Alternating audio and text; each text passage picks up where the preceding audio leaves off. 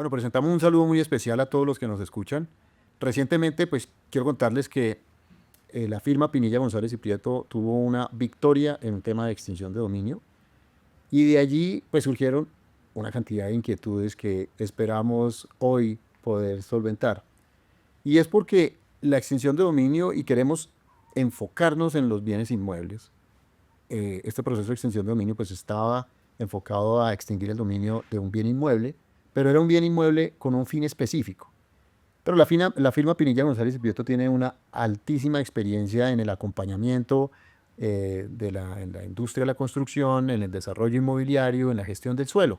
Y por esa razón hoy nos acompaña la doctora Laura Mesa, que es la directora del área de Derecho Inmobiliario de la firma, que tiene un amplísimo conocimiento y una experiencia, digamos, en todo este tema del trámite de licenciamiento y todo lo demás, en el acompañamiento de nuestros amigos constructores en los desarrollos inmobiliarios. Y a mí personalmente, quien les habla, César González, director del área de Derecho Penal Disciplinario y de Compliance de la firma, me ha surgido, después de esta victoria que tuvimos, digamos que una duda, y es, ¿cuáles son realmente esas etapas que debe cumplir desde el punto de vista jurídico el constructor para desarrollar un proyecto inmobiliario, para a partir de allí, determinando esas etapas y determinando cuáles son los actores que intervienen en cada una de esas etapas, poder determinar cuáles de estas etapas y actores podrían eventualmente generar un riesgo de extinción de dominio que por supuesto afectaría completamente el proyecto? Bueno, pues ahí, César, hay que tener en cuenta como tres fases diferentes. La primera se podría denominar viabilidad del uso, de la posibilidad de desarrollar el inmueble, de contar con la titularidad. ¿Y qué implica? En todas vamos a ver una debida diligencia, pero en esta es poder revisar los títulos, revisar y hacer un estudio de títulos detallado del inmueble para determinar que en su cadena de tradición esté el área, los linderos, todo esté plenamente identificado, que no hayan discordancias entre lo que está en títulos, lo que está en terreno y lo que está en catastro. Después de que yo tengo mi inmueble chuleado en títulos, chuleado en terreno, también tengo que mirar que el uso y el proyecto que se vaya a desarrollar cumpla. Entonces tengo que ir a verificar el POT, tengo que ir a verificar las normas nacionales que me van a permitir ese desarrollo. Ahí, ¿de quién es la responsabilidad? Del propietario o del desarrollador, quien tiene que revisar que todo su inmueble esté apto para el desarrollo. Fase 1. Pero entonces aquí me surge a mí una duda y es que, digamos, me estás hablando de un estudio de títulos y en ese estudio de títulos me dices que, eh, digamos, ustedes verifican que efectivamente el área sea el que esté. Me imagino que en los títulos, y me imagino que coincidan estos títulos, llámese escritura pública, llámese una sentencia de adjudicación o lo que sea, que coincida también con lo que está inscrito en el folio de matrícula inmobiliaria en registro en la Oficina de Registro de Instrumentos Públicos. Entonces, te quería, te quisiera preguntar, ese estudio de títulos que ustedes desde el punto de vista inmobiliario o urbanístico desarrollan, ¿incluye algún tema relacionado con la titularidad de los predios? Es decir, que esos títulos realmente sean válidos, sean ciertos, sean auténticos, que efectivamente la escritura que dice el certificado de tradición a través de la cual, por ejemplo, se celebró un contrato de compraventa, realmente exista en la notaría y demás. ¿Ustedes también incluyen eso en sus estudios? Bueno, la verificación que se hace en un estudio de títulos es partiendo de la información que está registrada y pues en las salvedades que se señalan se parte de la veracidad de lo allí indicado. Entonces, ¿nosotros qué hacemos? Revisamos acto jurídico, cada uno de los que están registrados y se analiza si puede estar viciado de nulidad, si la línea de tradición tiene algún gravamen inscrito, una afectación, una medida cautelar, es decir, algo que genere un hallazgo o una contingencia para efectos de celebrar un negocio jurídico. ¿Hasta dónde llegamos? También verificamos quiénes son los que están celebrando el negocio jurídico como personas que comparecen, que exista que su firma esté en la escritura pública desde los requisitos formales de la celebración del acto. Pero no vamos a la verificación respecto de la persona natural o jurídica y sus antecedentes como persona, sino simplemente desde el punto en el que llega, suscribe y actúa como representante legal, por ejemplo, de una empresa. Punto. Yo creo que hemos llegado a un punto bien importante porque yo creo que en ese sentido, fíjate que esto sí me hace pensar que pueden generarse riesgos de extensión de dominio eh, que podrían afectar significativamente el desarrollo del proyecto, eventualmente inclusive la financiación del proyecto por parte de las entidades financieras, porque resulta que el negocio jurídico puede ser real. El negocio jurídico pudo haberse celebrado de manera concreta, real, es una escritura que efectivamente reposa en la notaría, etcétera. Es decir, es un instrumento a través del cual realmente se transfirió el dominio del bien.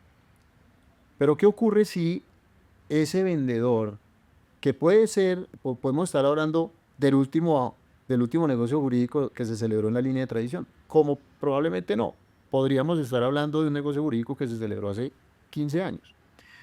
¿Qué ocurriría si la persona que está transfiriendo el bien, eventualmente, al hacer una lista de chequeo, una verificación de antecedentes judiciales, etcétera, encontramos que esta persona eh, pues estuvo relacionada directamente con actividades criminales? Pues yo tengo que decir que esto afectaría significativamente el desarrollo del proyecto inmobiliario, porque el solo hecho de que una persona con antecedentes judiciales esté en la cadena de tradición del bien inmueble genera, per se, un riesgo de extinción de dominio. ¿Por qué razón? Porque la extinción de dominio, una de sus características es que, y esto es bien importante, la extinción de dominio no persigue a la persona. Es decir, no es una sanción, es una acción que recae sobre el bien, porque es de carácter patrimonial.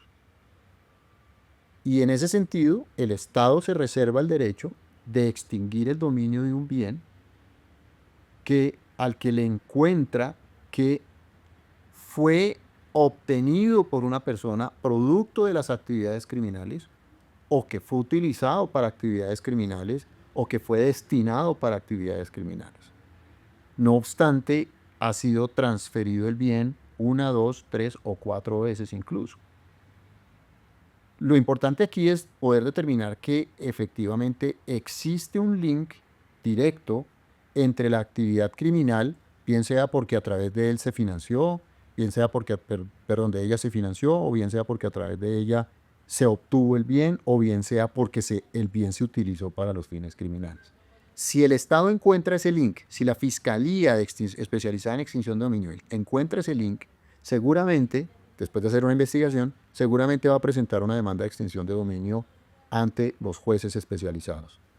Y eso, por supuesto, si ya el bien inclusive se encuentra hoy en una fiducia o lo que sea para desarrollar el proyecto, pues se presenta un riesgo altísimo de extinción de dominio que, por supuesto, afectaría de una manera absolutamente clara el proyecto urbanístico.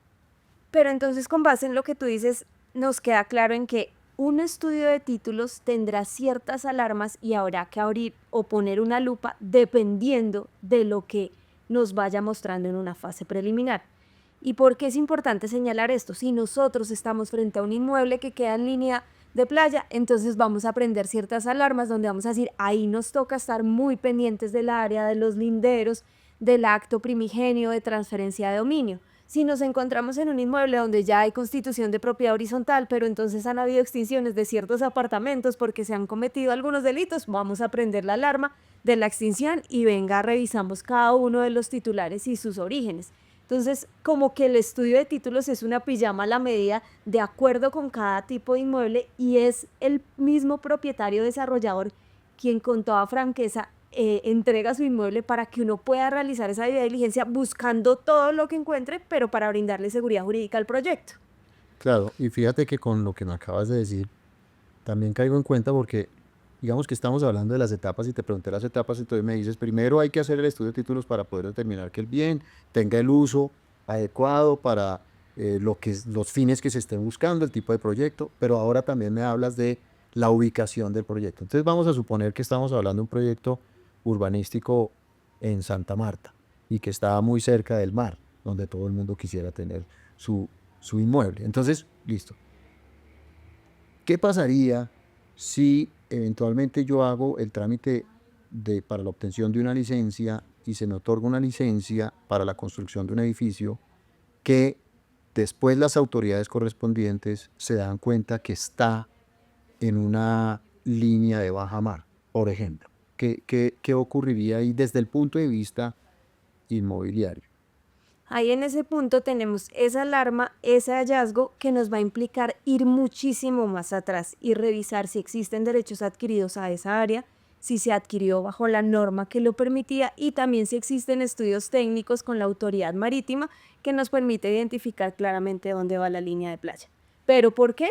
Porque este tiene esa característica específica. Si vamos a analizar otro inmueble, pues ese no será una contingencia puntual para adentrarnos aún más a revisar ese aspecto. Claro, entonces ahí, después de haber hecho el estudio y todo lo demás, viene el trámite propiamente dicho del licenciamiento, en donde tendré que entregar los planos y todo lo demás. Y entonces me entregaron la licencia. La licencia es la que me va a dar viabilidad al proyecto.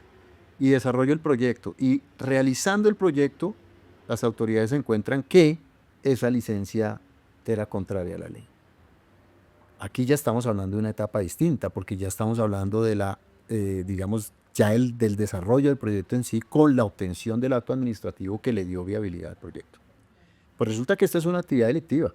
Esta es una actividad delictiva que se llama prevaricato, en la que incurre el servidor, pero también puede darse que las autoridades se encuentran, y normalmente es lo que ocurre, que la persona que obtuvo la licencia, es decir, el titular de la licencia, tuvo algún tipo de participación en la obtención de ese acto administrativo, bien sea porque determinó al funcionario que expidió el acto administrativo, bien sea porque de alguna manera lo engañó.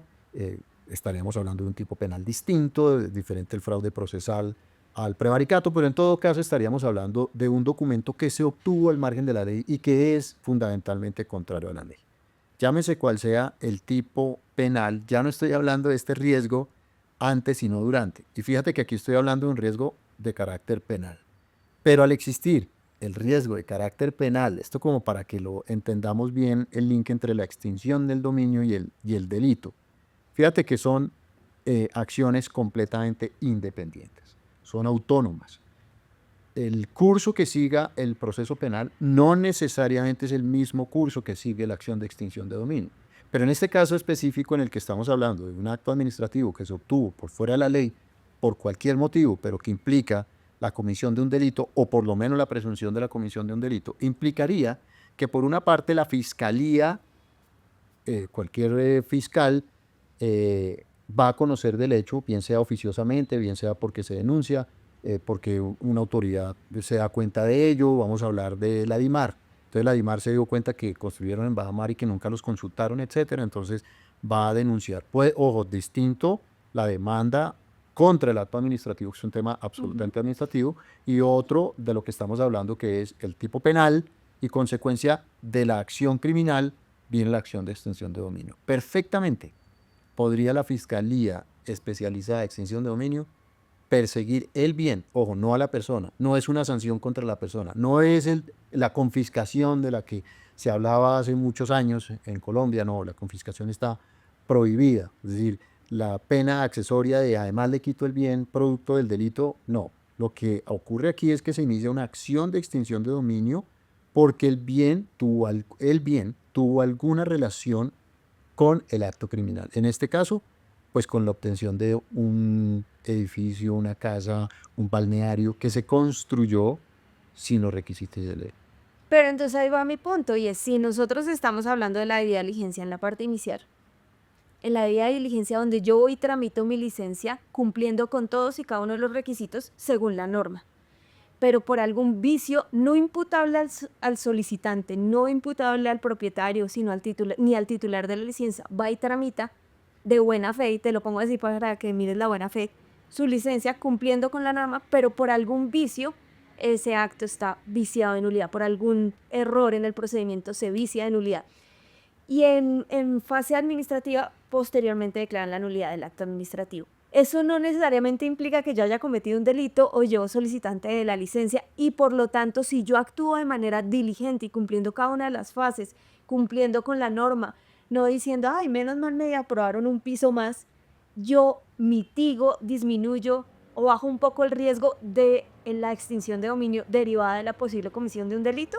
Claro, yo no diría que estás mitigando la posibilidad de la extinción de dominio, el riesgo de extinción de dominio.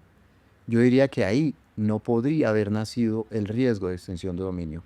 Buenísima la pregunta porque fíjate que aquí hay una diferencia muy clara entre, tú misma lo estás mencionando, existen vicios en el acto administrativo, vicios que inclusive pueden generar la declaratoria de nulidad del acto administrativo. Perfecto, pero en todo caso son errores cometidos por la administración, entre otras cosas por la administración. Y no se nos puede olvidar que el solicitante tiene todo el derecho de solicitar. Es a la administración a la que le corresponde determinar si esa solicitud mía es viable o no es viable. No solamente en una licencia urbanística, en cualquier cosa. Yo mañana puedo ir y solicitar mi pensión y entonces pues si dicen, sí señor, usted pues muchas gracias por haber solicitado la pensión, pues usted todavía le faltan 1000 semanas y le faltan todavía años para poder completar la pensión. Si el Estado decide pensionarme, pues ese es un error en el que incurrió el Estado y no podrían decir que por la solicitud que yo presenté estoy induciendo en error a la administración. Dos cosas bien distintas. Y además para que haya un delito, pues también debe existir el elemento subjetivo, es decir, el ánimo de cometer un delito. Nadie comete el delito de prevaricato o el delito de obtención de documento público falso o el de falsedad en documento público de manera culposa. Solamente puede incurrir en esos delitos de manera dolosa, con la intención de hacerlo. De manera que aquí no puede existir ni el riesgo penal y aunque el riesgo de extinción de dominio es independiente, pues tampoco podrían hacer, pues porque no hay un acto contrario a la moral social, no hay un acto delictivo. Lo que hay es una equivocación del Estado que por ningún motivo podría generar la extinción de dominio. Entonces, yo pensaría que, dicho esto, hay muchísimo, creo que podríamos hablar horas enteras acerca de la extinción de dominio, pero yo creo que un poco el mensaje para nuestros amigos desarrolladores de proyectos, para nuestros clientes también compradores de proyectos, porque en esto podemos incurrir en ello, es eh, desplegar los actos de debida diligencia suficientes para poder determinar que efectivamente dentro del bien, en su cadena de tradición, los linderos, etcétera, están por una parte, digamos, definidos respecto de lo que pensamos desarrollar urbanística o inmobiliariamente, pero por supuesto también, que es lo que nos interesa, que no haya ninguna posibilidad de históricamente haberse cometido algún delito que vincule al predio y que me genere un riesgo de extinción de dominio que por supuesto afectaría el desarrollo urbanístico. Yo ahí quería como cerrar en un punto, César, y es la fase de ejecución. Puede ser que yo ya esté en un proyecto y antes de que cerremos y tenga que entregar mis zonas de cesión. Es una de las obligaciones derivadas bien sea de una licencia de urbanización o una licencia de parcelación. Y yo tengo que entregar ese suelo, transferirlo jurídicamente al municipio o al distrito. Y uno de los requisitos es hacer un estudio de títulos, específicamente en el caso de Bogotá. Es un estudio, si se puede llamar, de los sencillos, donde uno simplemente está acreditando, si es que así es, que no tiene gravámenes, limitaciones, embargos. Se transfiere el derecho de dominio, pero en esa línea de tradición sí existe el riesgo porque una de las personas que han sido penalmente declaradas responsables por delitos graves sí está en esa línea. Eso me generaría a mí como desarrollador un riesgo para que después el distrito o el municipio se devuelva y me diga, yo no puedo recibir esa área porque tiene riesgo de extinción de dominio. ¿O puedo yo defenderme ante la autoridad? Pues muy buena pregunta, porque, a ver, efectivamente, vamos a suponer que estamos hablando de un predio, así lo entendí, estamos hablando de un predio de mayor extensión, que quizá pues englobó varios predios, y uno de estos predios, en su cadena de tradición hay una persona que efectivamente fue declarado responsable, penalmente responsable por algo del delito. Vamos a suponer delito de narcotráfico, que es el que más, en el que más, digamos, se abren los ojos de nuestros oficiales de cumplimiento en las entidades financieras. Se desarrolló el proyecto, lo que me estás diciendo es que se desarrolló el proyecto y que ahora tengo la urgencia, la necesidad y la obligación de entregar mis áreas de cesión. Y es en el momento de hacer el estudio de mis áreas de cesión que me doy cuenta que en su cadena de tradición de este predio había involucrado a una persona con antecedentes judiciales. Eso tendría yo que decir, sí, eso genera un riesgo de extinción de dominio. ¿Por qué? Pues porque en su cadena de tradición hay una persona que estuvo vinculada a actividades criminales y entonces en ese sentido la fiscalía tendría que estudiar si el predio efectivamente tiene algún tipo de relación directa con el acto criminal por el cual fue condenado. Sin embargo, ahora estamos en un proceso de entrega de las sesiones. Entonces, fíjate que la entrega de sesiones es decirle al distrito, al municipio, en todo caso a una entidad del Estado, esta área es suya, le corresponde, porque fue la carga que me impusieron para el desarrollo urbanístico. No tendría sentido que la acción de extinción de dominio, si es que está abierta, en cualquiera de sus etapas continuara. Entre otras cosas porque yo no tengo por qué saber que hay un proceso de extinción de dominio. De eso lo podría saber solamente si ya está en etapa judicial. Pero mientras esté en la etapa previa, pues no tengo por qué enterarme porque es reservada. Entonces, lo que tendría que ocurrir es que el distrito o el municipio me reciba las áreas. Y recibidas las áreas que ya pasan al Estado, pues la acción de extinción de dominio, si es que estaba persiguiendo solamente ese bien, pues debería extinguirse también, debería archivarse. No debería continuarse con el proceso porque perdería el objeto del proceso. Fíjate que, y aquí es bien importante también tener en cuenta, lo decía al principio, que la acción de extinción de dominio persigue es el bien, no persigue a la persona, persigue el bien. Luego no podrían decir es que usted no hizo una debida diligencia, etcétera, porque me estarían imponiendo a mí una sanción. Entonces, lo que como persigue el bien, ¿por qué? Porque el bien contrarió el artículo 58 de la Constitución Nacional, que es la función social del derecho a la propiedad privada. El derecho a la propiedad privada me impone unas responsabilidades. Se supone que alguien en la cadena de tradición, en el ejercicio del derecho a la propiedad privada, no cumplió con esa función social. En ese sentido, el Estado decide extinguir el derecho de dominio. Pero resulta que ya el Estado tiene el dominio. No tendría sentido continuar con el proceso de extinción de dominio porque ya el Estado tiene el dominio. Entonces, lo legítimo es que el distrito efectivamente reciba y que, dada la acción de extinción de dominio, pues concluya, se archive, y si ya estaba en etapa de juzgamiento, pues el juez tendrá que declarar no procedente la extinción de dominio precisamente por la pérdida del objeto de la acción, porque ya está bajo la titularidad del Estado. Bueno, y yo creo que ya para cerrar, yo voy a hacer un énfasis en por qué los dos estamos acá y por qué para un proceso penal tú necesitas la parte inmobiliaria y por qué nosotros también estamos de la mano con ustedes para que toda nuestra estructuración y desarrollo de proyectos esté blindada. ¿Qué tan importante es que nosotros tengamos el pleno conocimiento de cómo se identifica un inmueble, cómo se caracteriza, cuál es al que nos estamos refiriendo y no un segregado del segregado o a un matriz, cuál es el propietario, cómo somos conocedores desde el punto de vista del derecho civil y jurídico de una línea de tradición y por qué es un insumo necesario para tu defensa en un proceso de extinción de dominio? Claro, porque los procesos de extinción de dominio, y gracias por la pregunta, efectivamente, la defensa que yo, es decir, la acción de extinción de dominio, ¿qué es lo que generalmente le pasa a los desarrolladores? ¿Qué es lo que generalmente le pasa a las personas que compran sin haber efectuado una adecuada debida diligencia? Eso es lo que estamos haciendo.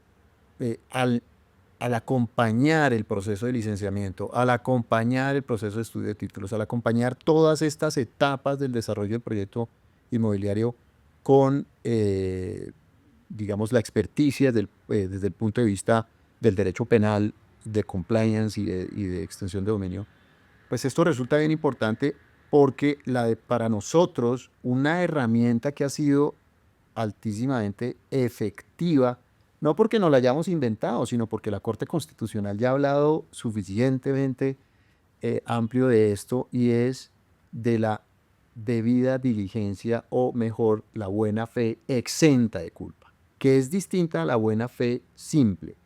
La buena fe simple es aquella en la que yo pues asumo que lo que dice el certificado de tradición es lo que es y que los documentos son auténticos y que los documentos públicos, los instrumentos a través de los cuales se ha transferido el dominio son auténticos, etc. Pero en materia de extinción de dominio se exige la buena fe cualificada. ¿Eso qué significa? Que yo he debido haber hecho una efectivísima debida diligencia. Yo aquí no puedo alegar es que no me di cuenta, es que era imposible, porque mientras existan las herramientas jurídicas y materiales para poder advertir cualquier riesgo de estos, pues yo tengo que implementarlo. Entonces, por eso es bien importante, porque aquí la única defensa, cuando ya se aperturó el proceso, lo ideal es que no se abra el proceso, y lo ideal es hacer digamos, un estudio lo suficientemente amplio para evitar, para mitigar esos riesgos. Pero se materializó el riesgo, se aperturó el proceso de extinción de dominio. La única defensa que yo voy a tener efectiva es demostrar que efectivamente hay una buena fe exenta de culpa, es decir, que yo desplegué todos los actos de debida diligencia, pero que era materialmente imposible, porque nadie está llamado a cumplir lo que no se puede cumplir, a cumplir lo imposible. Nadie puede cumplir lo imposible. Entonces, mientras sea posible, pues voy a resultar afectado. De manera que yo lo que tengo que demostrar es todo lo que estaba a mi alcance, lo hice. Entonces, bueno, muchas gracias por acompañarnos y esperamos de todas maneras seguir ampliando estos conceptos simplemente para que ustedes puedan ver la importancia de la integración del conocimiento jurídico para tener unos buenos resultados. Gracias y chao, hasta la próxima. Hasta luego.